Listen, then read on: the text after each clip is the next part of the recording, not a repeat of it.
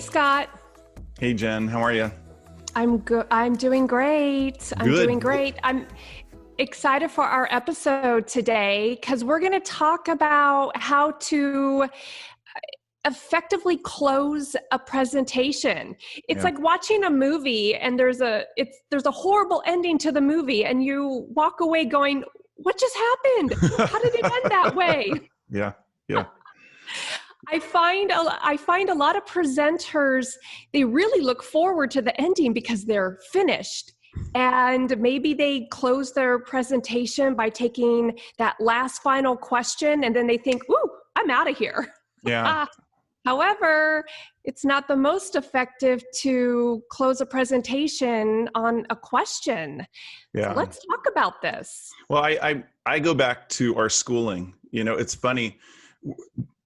Was this your experience? When I was in school, I'd write an essay and I'd get the assignment and I'd work so hard on the introduction, and then I'd write and I'd be really careful. And the closer I got to my deadline, because usually I was doing this like at the last minute, I was procrastinating.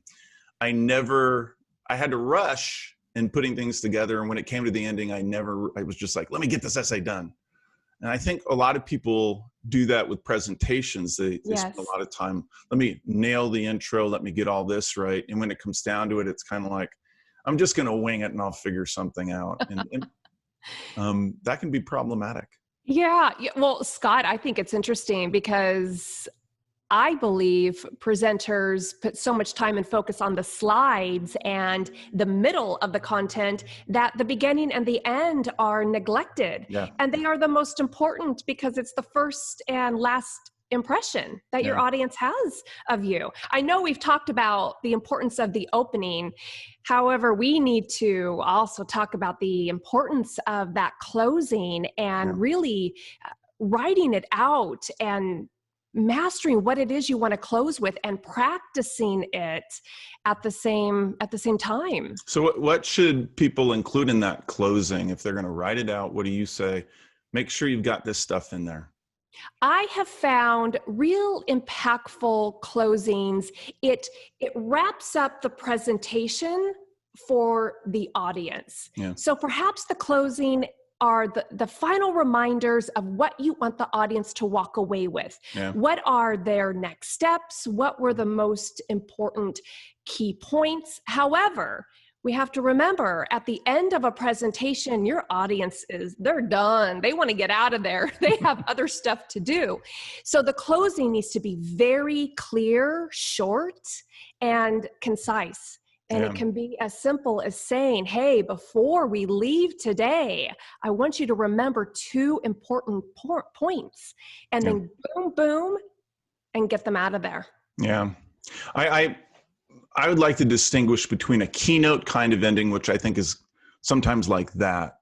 It's really tightly scripted, and then more of a breakout room type of presentation and how an ending might be there. In some cases with a keynote, you may have hundreds of people in the audience and it's a little bit more of a show. So you really have to tighten, kind of button things up. And then some other presentations are a little bit more like a conversation where it's sort of weird to have this big sort of showy ending and then stick around and have a conversation with everybody that was in the audience, anyway. For the first one, for the keynote, like you said, leave a few points. I'm going to give a formula, which I really resist doing often, because I don't want people just to follow techniques and formulas. I want them to understand what's going on underneath. But here's a formula that people can use as sort of a scaffolding to figure out how do you do that keynote style ending.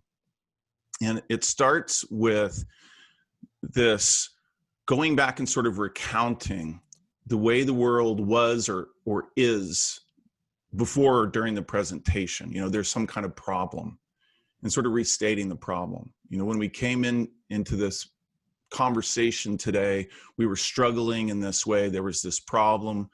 We weren't dealing with it, or we were failing at dealing with it.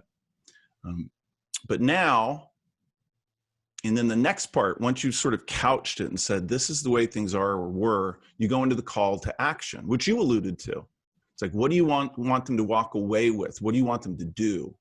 The call to action would be, well, if we pull together and do this, and maybe do this, and maybe even do this, then, and then the third part of that is what the great Nancy Duarte, I don't know if all of our listeners know who she is, but she's an incredible presentation guru, would call the new bliss.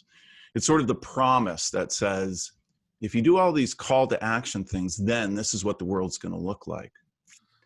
And the cool thing about that formula is it has all of these little principles inside it, these little qualities inside it, like emotional contrast. You start with, things aren't so great, but if we do this, they're going to be awesome. And that emotional contrast is very memorable. Of course. And the call to action, like you said, is kind of about clarity, right? It gives them very clear, I am asking you to do this specifically. And clarity is a good thing too, right? What do you think? Well, yes, especially if your audience, they just sat through your presentation. And so they took in a lot of information. Yeah. And so that core message can get lost during the presentation. So it's so valuable to end with that core message or the core takeaways, because then that's what the audience is going to remember as they leave your presentation. Yeah. Yeah. It's so, clarity is so important, and to emphasize, emotion is important too. People remember those moments in a presentation when they feel something the strongest. So if you want a memorable ending, it has to have some emotion. And I recommend people don't go through more of an analytical list, like, let me summarize all of the points. It's not really a summary. So we'll put them back to sleep if we sound like that. Exactly. It needs to be inspirational. Yes.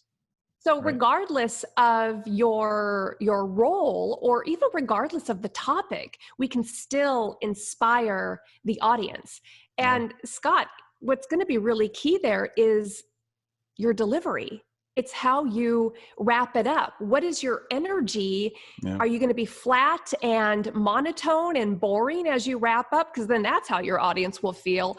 Or are you going to be energetic and have a smile and, hey, this is what we're going to do next. This is what it's going to solve.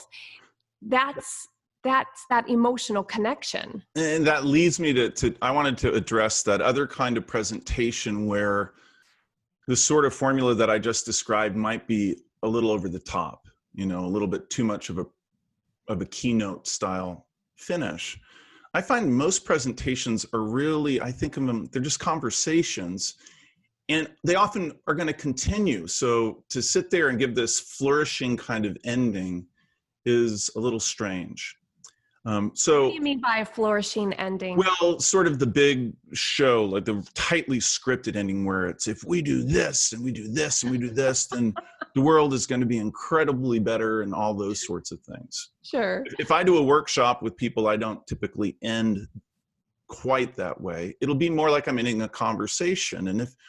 And think about the people that you love to talk to have conversations with. Yeah. When they finish a conversation, they show you respect by saying, God, thank you so much for meeting with me. This was great.